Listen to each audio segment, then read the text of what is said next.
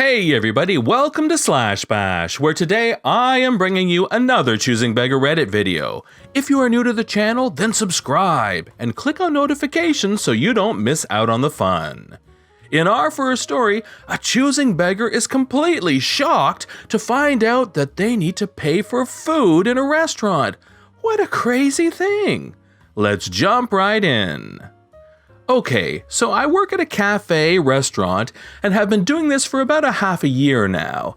I have social anxiety and therefore I'm not very good at standing my ground, let alone arguing with people, but I honestly thought that working at a restaurant where I'm exposed to new people every day would do something good for me. I don't know if I have been extremely naive to think this or just very hopeful, but I gave it a shot.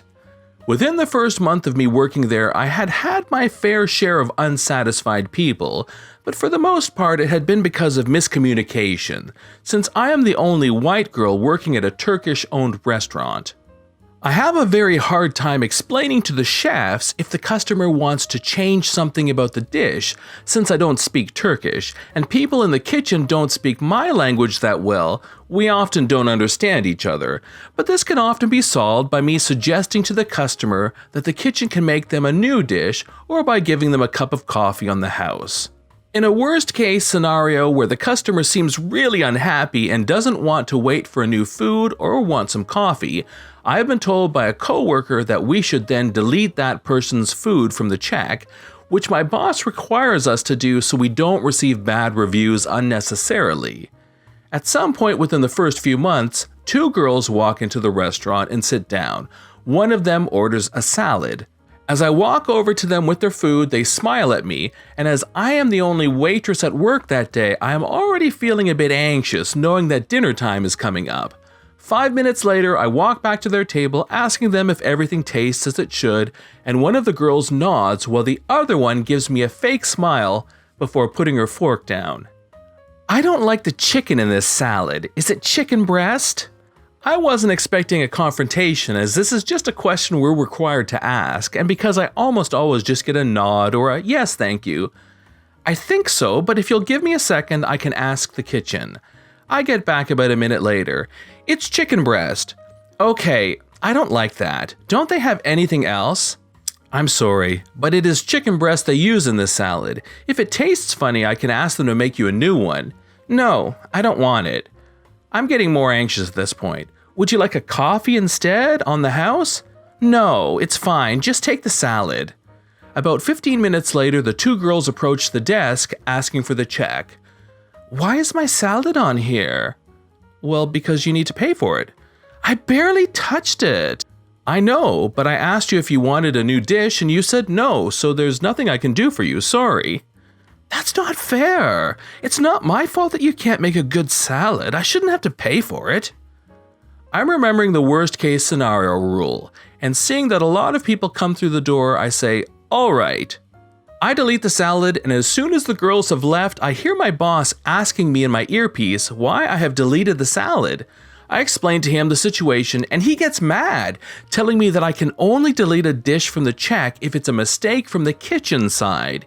He's mad at me for the rest of the evening and keeps reminding me that errors like this are not okay, as it's a waste of money.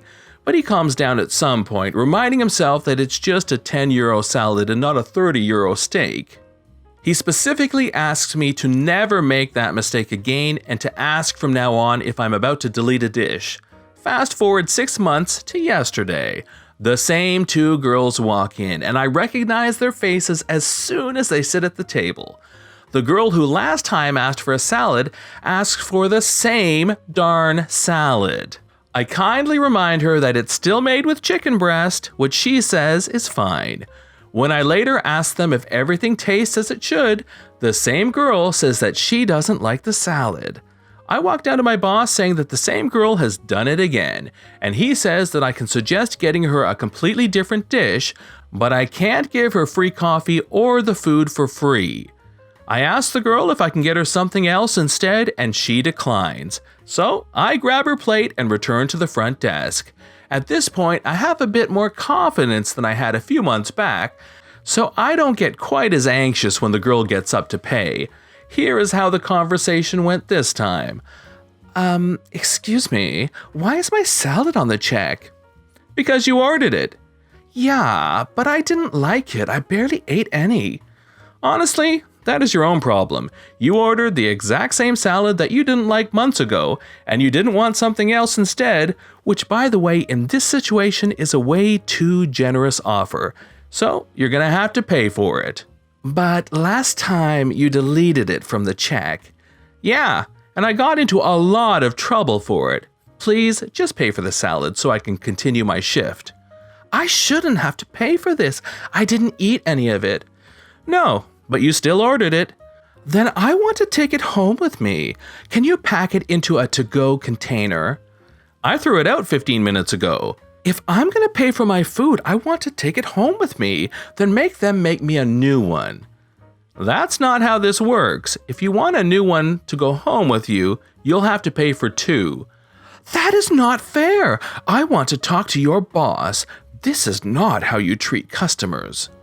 I call my boss over and he explains to the girls that I have explained and told him everything and that they do not get to use the insecurity of his workers to get free food. They have a small disagreement about customer service and my boss ended up telling the girls not to come back before going back into his office. I'm still not paying for the salad. Then I'm gonna have to call the police.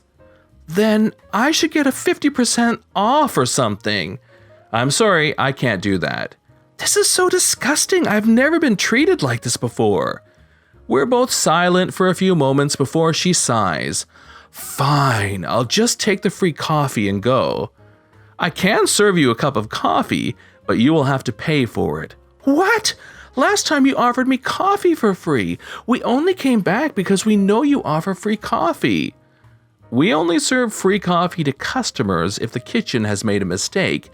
It's not their fault that you chose to order the same salad you didn't like 6 months ago. Can't I just have the coffee? For €4? Yes. No, I want it for free. You have ruined my entire night. I need compensation for that. Let's just get out of here. No, I want coffee. That will be €4. No, this isn't fair. You offered me free coffee. I want it now. I can't do that, sorry. Choosing Beggar's friend pays the whole check, which makes me smile because I know that I haven't budged, which is kind of a big deal to me. The Choosing Beggar ended up calling me a few slurs before her friend finally removed her from the restaurant. My boss later tells me that she has actually done this one time before she did it to me last time, but he only knew it was her when I called him out to talk to them. Why do people like this exist? Story 2 shows us a choosing beggar who makes our OP's first and last yard sale very memorable. This little goodie is from about 10 years ago. The choosing part is up to interpretation, but it's not about digital art or Bitcoin. We were pretty poor, but we had a ton of junk. I usually just gave stuff away if I didn't want it, but friends suggested we have a yard sale. Another couple also gave us some stuff to sell, and we decided that we would use the profits to go out and have a fancy dinner with cocktails and everything. One of the things the other couple wanted to sell was a hideous life-size cat figure. It was actually made with real fur and I believe real teeth. It had glass eyes.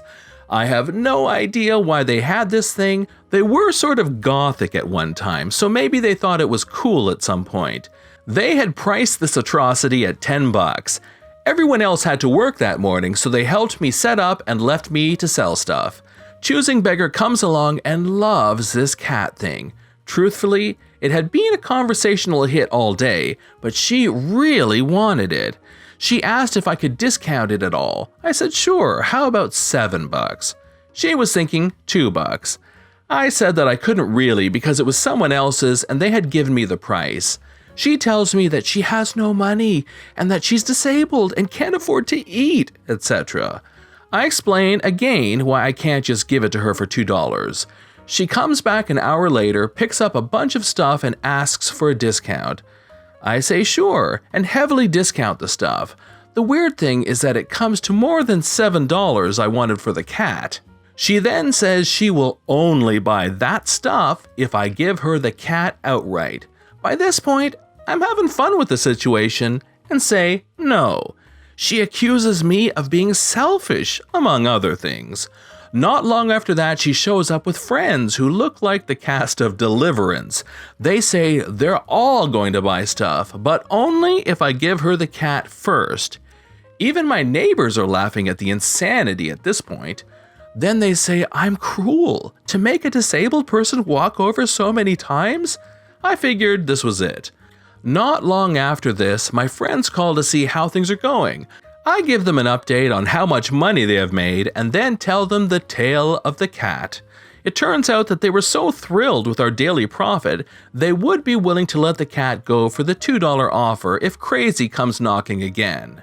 And so she did. Since this has been here all day, can I have it now?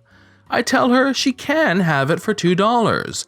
She responds, not for free. I've walked over here 5 times. She eventually pays the $2 and walks off. Approximately 2 hours later, my friends arrive. Most of the stuff had sold, so they grabbed a few things and we headed to their car a couple of blocks away. On the way, we passed the lady. She's having a giant yard sale with her weird friends. Right in the middle of the table is the creepy cat with a $15 price tag. I never had another yard sale. With the lowballers and people trying to steal, I've gone back to just giving stuff away.